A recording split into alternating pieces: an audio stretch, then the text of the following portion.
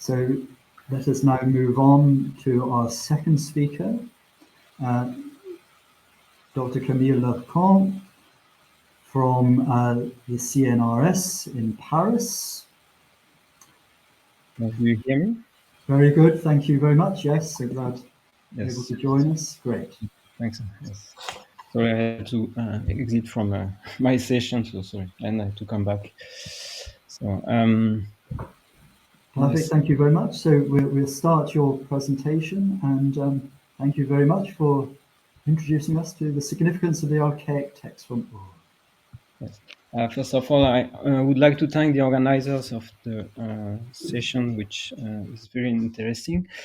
Today I will speak about the archaic text, but not only about the archaic text from Ur, but also from other sites. As is well known, in Ur were found more than 410 tablets dating back to the early dynastic 1-2 period, hereafter ED 1-2 period, which constitute by far the largest corpus for that period. The aim of the present paper is to show that this group of texts, known as the archaic texts from Ur, are crucial for the understanding of the contemporary textual evidence from other sites, and more generally for the definition of the cultural features of that period. Therefore, I will focus in this paper not only on the text from Ur itself, but I will take the freedom to enlarge a bit the topic by considering text stemming from other cities, more particularly Uruk and Pharah. So please, next slide. Here is just a small reminder of the chronological frame, which is well known to all of you, I guess. The ED 1-2 period can approximately be dated between 2900 and 2600, 2650, and stretches over 300 years. This is therefore a long period. It lays between the Jemdet Nasser period, which is documented by text not fully understood and containing many names which we cannot identify as Sumerian, so they are probably non-Sumerian.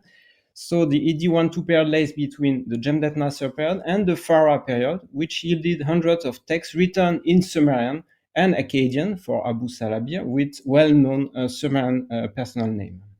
This long period is indeed poorly documented as concerns the textual evidence and not the archaeological data, of course. It is a significant step in the evolution of the cultural traditions of southern Mesopotamia, since the texts from Ur and those more generally from the ED 1-2 period witness the first certain use of Sumerian and are the first ones to be written in Sumerian. The personal names, which offer the main linguistic evidence for those texts, are close to the onomastic from the Pharah period, more than to the possible personal names from the Jemdet Nasser period. So please, next slide.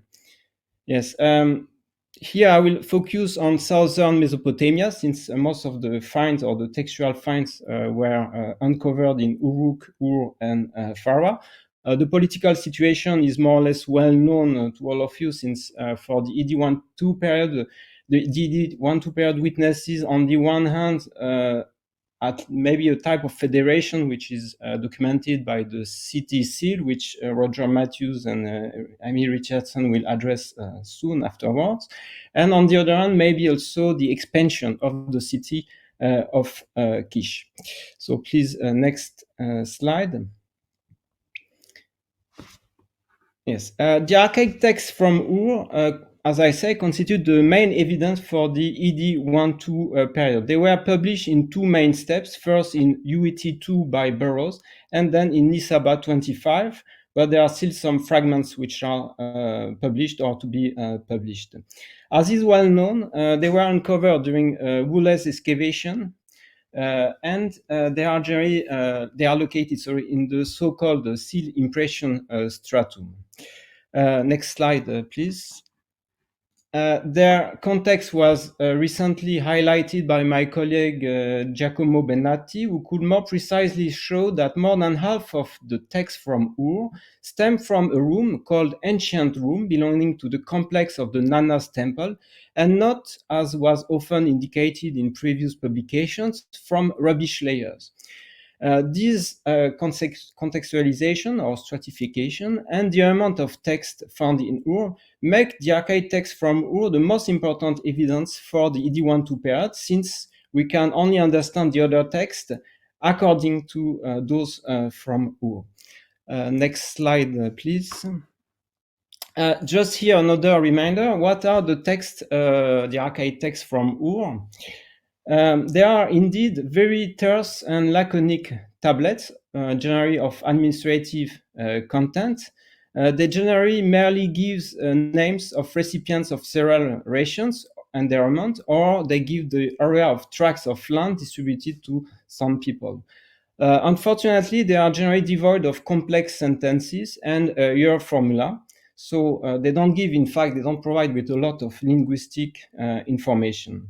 Many of the texts are furthermore fragmentary. So I give here on this slide, there's a sample of some of the text. Those on the right are administrative.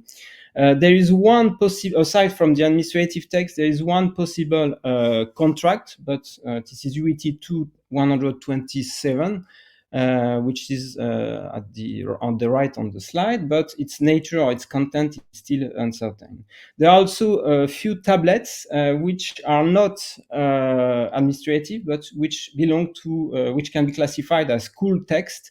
Most of them being like the small docket on the left, small labels, which are probably exercises, but we find also some manuscripts of lexical list. Next slide, please.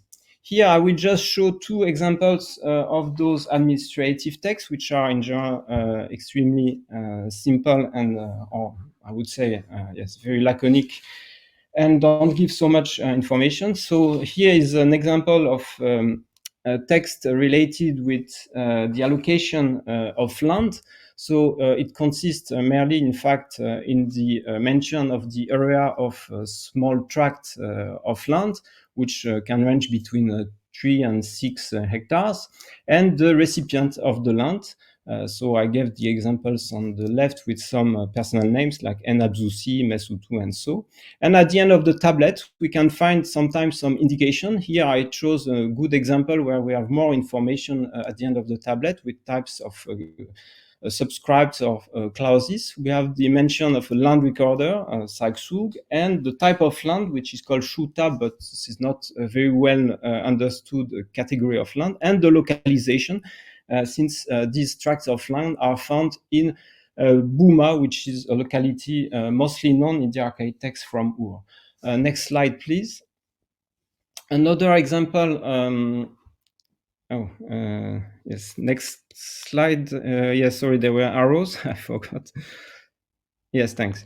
Here is another example of administrative text. This is this time a type of ration of beer distributed to 2 people. Here we cannot measure in modern units the quantity, since in fact the meteorological system for cereals and beer is extremely problematic for the ED1-2 period. But here the text is again a very simple text consisting of an amount of ration distributed to some people. So next slide, please. Compared to this evidence, the text which were uncovered in other sites seems to be extremely poor. There is in fact a type of dearth of evidence or textual evidence aside from the text from Ur. We will see again those texts, but mostly the tablets which are from the ED1-2 period come mostly either from Uruk, where we found only 25 tablets, and from Pharah, where the same amount of tablets was recently published by Krebernik, Steibel, and Yildiz. But I will show again this evidence later. Next slide, please. And aside from the tablets, the main evidence for the ED1 period is also represented by the so-called kuduru, or the archaic kuduru, which are in fact monumental inscriptions on stone tablet, stele or relief, and are considered as records of land sales or grants. So please, next slide. So if we try to make a summary of the localization of the findings, here I put in blue squares the sites where tablets from the ED1-2 period were found, but in fact the main textual evidence comes of course from Ur, and then I would say from Uruk and Shrupak. For the other sites, as I will show soon, the evidence is extremely poor in fact. Next slide, please. Because of the nature of the content of the tablet, and especially of the lack of any year formula, it is not possible to offer a more precise chronological frame for the textual evidence from the ED1-2 period. Mostly, the archaic texts from Ur can be precisely dated. There are my colleague Giacomo Benanti, according also to some results by Wenzel, proposed or suggested that most of the tablets, or most of the archaic tablets from Ur were dating back to 2750 BC or 2700 BC. These tablets come from probably consistent archives and were probably also written over a short span of time. So the archaic texts from Ur, in fact, give only a very short and limited glimpse into the ED1-2 period, more precisely around the 28th century. And I would say that even the texts which are supposed to be dated from the SIS, steel impression strata 8 and 7 and 6, which represent in fact only 3 tablets, even those tablets are extremely consistent with the tablets found in other SIS. So I'm not sure whether they are older or not, but this is a topic which we should investigate. As for the other, the tablets coming from other sites, there is, of course, we are extremely limited in the possibility of proposing a more precise chronological order, but this is what I will try to show today. So please, next slide. Yes. The aim of this paper, aside from presenting the archaic text, is to compare these archaic texts from Ur with those found on other sites. And the aim is in fact threefold. I will try to define a tradition which is specific to the ED1-2 period. I will also show that thanks to the archaic texts from Ur, it is possible to better understand the texts stemming from other sites and highlight some local specificities. And at last but not least, I will try to establish a chronological order between the texts from the different sites, although they lack any year and date formula. For that, I will rely on a method which will take into consideration 5 features. First, the format and the layout. The format and layout of the text, archaic text from Ur, is specific. It was already summarized by Burroughs, who said that the great majority of the tablet to abstract from labels and the like are oblong with lengths greater than breadth, straight or oblong, slightly rounded side but slightly rounded corners. Here on the right, I just gave 3 examples of this type of tablet, which are in general oblong, long, but which can also be a small docket or labels more rounded. Second point will be the ductus and the paleography. Since the texts from Ur offer or show signs which are still curvilinear in the tradition or in the continuity with the tradition from Uruk, but with a small tendency towards more rectangular shapes, which make them, of course, different from the Pharah period. Then, of course, the personal names will be the main point for proposing a datation. The names are in general Sumerian, although we can find other names which are not identified or possibly Akkadian. And I will show that there are specific names from the ED1-2 period, like names consisting of the element Igibur and Sheshib, which are written on the slide.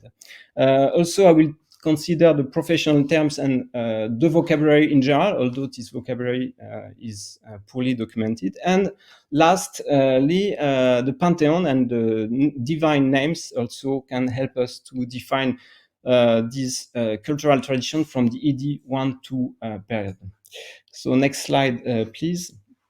So I will start with a comparison with the ED1-2 text, which were uncovered in Ur. Those texts have context which was already studied, but which in fact is secondary. So this is not as precise probably as the text from Ur, but I think this is a point which should still be more precisely studied.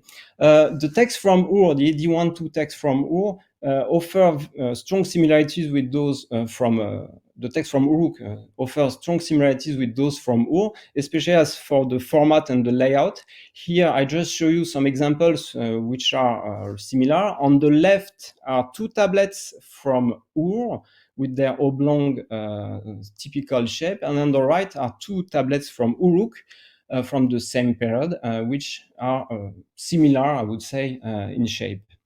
So next slide, please. Another strong feature is that, of course, the onomastic from Uruk from the ED12 period is close to the onomastic from Ur, although only 25 texts are, or approximately 25 texts are only known from Uruk, generally fragmentary. Many personal names are common to the personal names from Ur. They are presented here in the table with the concordance between the name of personal names in the publication by Burroughs. This is the name PN88, correspond to the publication of UET2. And on the right, the text in which we find the same personal name. Of course, we shouldn't be fooled by these similarities since they are Sumerian names. Many of them can be also found in the Pharah period or in the late early dynastic period. But some of these personal names are more specific to the ED12 period, like Ama Igibur, which is the third entry in the table, or Amar Dingir Ib II, and even maybe Asal Ru. Those names are not found, as far as I know, in the Pharah period and are one of the features which enable us to define a cultural horizon from the ED12 period. So next slide, please. So among these elements or features typical from the ED12 period, which we find in Ur and Uruk, are for the personal names the elements Shesh Ib and Igibu, which are already referred to. Here on the right, on the top of the slide, I give two examples of names consisting of these elements. One is on the right, Shesh Ib Kisal Igibur Du, Shesh Ib Igibur Kisal Du, where we find combined both elements. And on the left is a personal names, which is Ur Nana Shesh Ib, with the writing of Nana, the god of Ur, similar to the one in Ur. This is, of course, Shesh plus Na and not Sheshki. As for the divine names, here too we find strong similarities between Ur and Uruk for the ED12 period, which show again a cultural horizon. The writing of the divinity Anzu is An Im Mi, which is quite different from the writing of the same divinity during the Pharah period, since it is An Nitu Mi or An Mi Mushan.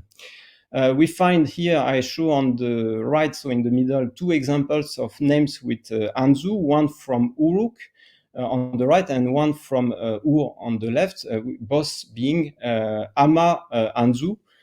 So this is one similar name. Another divine name which is common to Ur and Uruk and which we don't find much in other sites and later is a divinity which is called Ibtu. Which we find, for instance, in the personal name Amar Dingir Ibtu, which is attested in Ur, like in UET2 345. This is on the left in the middle, and in Uruk with the same personal name Amar Dingir Ib. The other divinities common between Ur and Uruk for that time are, of course, those which we can expect, like Inanna and Nana, or Utu, and we find also Nirar, which is represented by Muj. One divinity specific to Uruk, this is Ezinu. Professional names are also, there are some professional names common between Ur and Uruk, which we can also expect. Next slide, please. The text from Uruk, however, or some text from Uruk, displays some more archaic features. Here I give some examples on the right, on top of the right of the slide, with the sign mush. On the left, this is graphy from Ur, and on the right from Uruk, which is closer to the Jemdet Nasser tradition. And the same is also true for the sign Sila tree, which in the text from Ur is really written like the later or classical Sila tree, but in Uruk we still find the same shape as during the Jemdet Nasser period. Also, some other archaic features from the early dynasty 1-2 text from Uruk are some professional names, like Gal Gishgal, which is one of the entry of the list archaic Lutu, the number 39, which we don't find in Ur. Next slide, please. Also, we find in one text from Uruk the professional name Namtu Kab, which is also extremely rarely attested in the administrative text, apart or aside from the Jemdet Nasser period. And this again matches an entry from the archaic list of professions. This is archaic Lutu number 2. And last thing which, or element which is a bit more archaic in the text from Uruk are the representation of some numerals, especially those which, according to the classification by Englund, Nissen, Damerov, represent the She-Shin star system, which is for Malt. In Uruk, during the ED 1-2 period, they have only two lines, like you see them on the lower part of the slide. On the left are the archaic shapes from the Jemdet Nasser period. Then on the right are the shapes in Uruk, where we find the numerals with two lines. And then on the right, we find the shape in Ur, where in general the same numeral has three lines, which show a small discrepancy with the shape from Uruk. So next slide, please. So what we could conclude from that is that maybe we have two groups of texts in Uruk, one being a bit earlier, maybe at the beginning of the early Dynastic 1 period, and one being later, probably contemporary with the text from Ur. Next slide, please. So I'm a bit short with time. Now I will compare with the Pharah period. Here too, I've classified there are only 25 texts from Shrupak which are dated back to the 1-2 period, but we can here too distinguish from groups according to the features and the method I presented. There is a first group which is probably contemporary with the text from Ur. Here I gave two examples on the right according to the shape of the tablets, which is similar to those from Ur. The tablets are on the left. Paleographical features too seem to fit, like the sign Ama on the lower part of the slide. On the left is an example from Ur, on the right from Pharah. And as you can see, the sign Ama is extremely close. The shape is close with the two wedges diverging from each other, which we don't find, for instance, during the Pharah period. Next slide, please.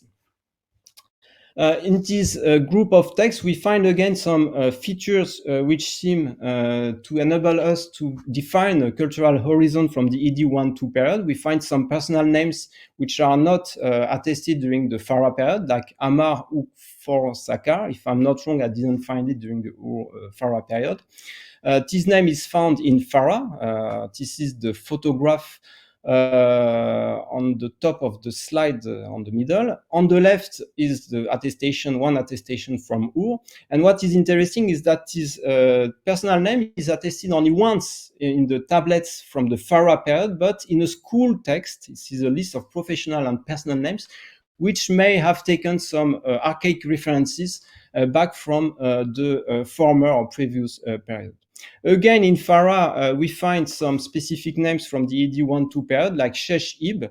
So I just gave an example here. And the comparison with Ur, in fact, here is extremely interesting, since I could make this collation of the text according to name from Ur. The editors of the text reading the name as Nana, but this, I think, doesn't work here.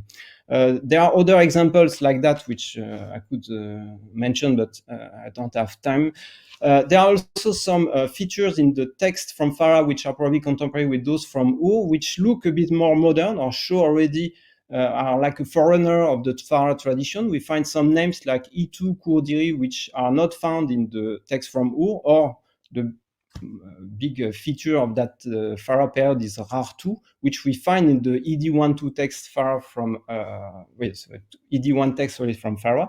And another thing which is extremely different is also the writing of Bil, which is Bil 3 in Pharah. This is on the lower part of the slide. This is on the right, where we have the writing from Pharah, which already looks like the ED3A writing with Gish, Ne, Pafor, whereas in Ur, like probably in Uruk, the scribes use an archaic sign which is called sign 377 instead of Gish. So sorry for the paleographic details, but here we have an important difference between the tradition of Pharah during the ED1-2 period and the tradition of Ur. Next slide, please. Next to that, there is a group of texts, probably 10 texts, which are different in shape. And I think you can already understand that the square shape of those tablets on the right is extremely different from those from Ur. So those texts may be later than those from Ur, probably from the ED2 period. So I won't focus much on them. Next slide, please. And there are three texts which are a bit problematic among the texts recently published by Krebernich, Steibel, and Pharah. One is this round tablet on the left, which looks like a Pharah tablet. I mean, a tablet from the Pharah period, but this is not. This is probably a bit earlier. And the other poem is represented by two tablets, the one on the right and the one on the lower part of the slide, which are probably earlier than the ED1 period, but their provenance doesn't seem extremely sure to me, since there is no finding number for those tablets. But this is something we should also investigate. Next slide, please. Here too, I have offered a comparison between the personal names from the Pharah text from the ED1-2 period with the names from Ur. Here too, the concordances are, of course, extremely important. Here too, we shouldn't be fooled, since these are Sumerian names, some of them being also mentioned during the Pharah or the ED3 period. But again, we find some specific names or specific names with specific templates, like Igibur Sarara, Sheshib Duten, Ziziga also. So there are some names, or Lugal Namta Bu Sikil, those names being specific to the ED1 period. So next slide, please. Some of the differences between the ED1-2 text from Pharah and Ur. There are some differences, but I don't have time to present them. For instance, there is a more modern writing for Ashtar, which we don't find in Ur. There are also some professions which are not exactly written in the same way. I suppose, for instance, that the profession or the name of the governor NC2, which is written in Ur as Pa-Si, is found in the Pharah text as Pa-Si-Ngar, which would also be a foreigner of NC2-Gar from the ED3A period. But this is not fully certain, since the editors of the text have suggesting reading the same sign set as Nig to Si Ugula, but I really think that this should be again the name of the governor as Pa-Si-Ngar. So next slide, please. For the other texts, I don't have time, so I will just remind or just precise that the texts from Nippur or Kish are unfortunately extremely few and generally fragmentary and not well understood, so they don't give so much concordance with Ur. Next slide, please. There are also some texts whose provenance is unknown. They are now in private collections. Here too, we can find a mixture of sometimes texts being close to Ur and others being closer maybe to the Pharah tradition. But since they don't have provenance, they are not so interesting to us. Next slide, please. As for the archaic kuduru, I won't have time here to present much the topic I wanted to offer here, but I just think we can classify the kuduru in 4 categories as for their chronology. First, there are archaic kuduru, which seem to be from a transition time between the Jemdet Nasser and the ED1 period, like those here with the Blau monument. And then, next slide, please. There are other texts which are probably from the ED1 period, but earlier than the text from Ur, like this Rafa J. Bird. Next slide, please. Or this text from a private collection where we find a lot of divine names. There are maybe, next slide, other kuduru which are contemporary with the text from Ur, but I don't have time to present more. And then we have, next slide, please, kuduru which are later than the Ur text and which may date back to the ED2 period, like the well-known figure au plume, which is on the left, or the prisoner plaque. Next slide, please. And the same is true for the Ushumgal stele, which might be from the ED2 period, although Wilke recently proposed that it has to be dated back from the ED3A period, but I don't have time to develop. So I will conclude now. Next slide, please. By showing you, in fact, one of the main results, I hope, of this research. I have tried to classify the text from the ED1-2 period in several layers or chronological layers. I think that after the Jemdet Nasser period, this is the first line of the table, we have some text which might date back from a transitional time between Jemdet Nasser and ED1 period. These are some of the archaic kuduru, which I couldn't present, and maybe the 2 texts from Pharah, which are extremely archaic, and I couldn't also develop much. After that, there are texts which are probably from the beginning of the ED1-2 period, like some of the kudurus and some of the texts from Uruk, those texts from Uruk which have some archaic features. And then maybe in the 28th century, we have a layer of text or same span of time of text contemporary with those from Ur. So the archaic texts from Ur, I put them in bold font. And they are probably contemporary with a group of the text from Uruk, with some of Pharah and with some kuduru.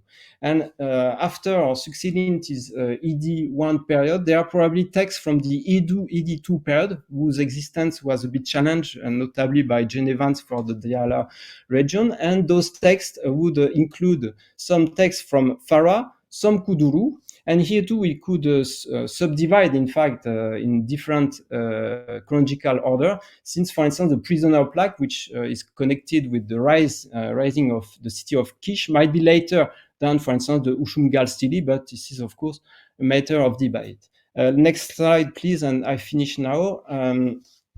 So this comparison between Ur text and text from other sites enable us to define a cultural horizon for the ED1-2 period. So I showed, for instance, some personal names which are specific to the ED1-2 period and which we find in Pharah and Uruk.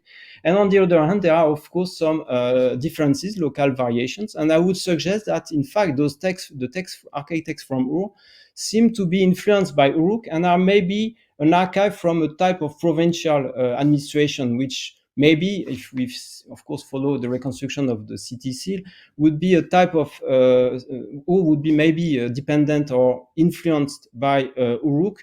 And this would explain why we find some archaic features in Ur, but also some differences which seem to show a type, I would say, of provincial administration compared to Uruk itself. And as for Pharah, I think we have some more modern features which already are forerunner of the ED3A period.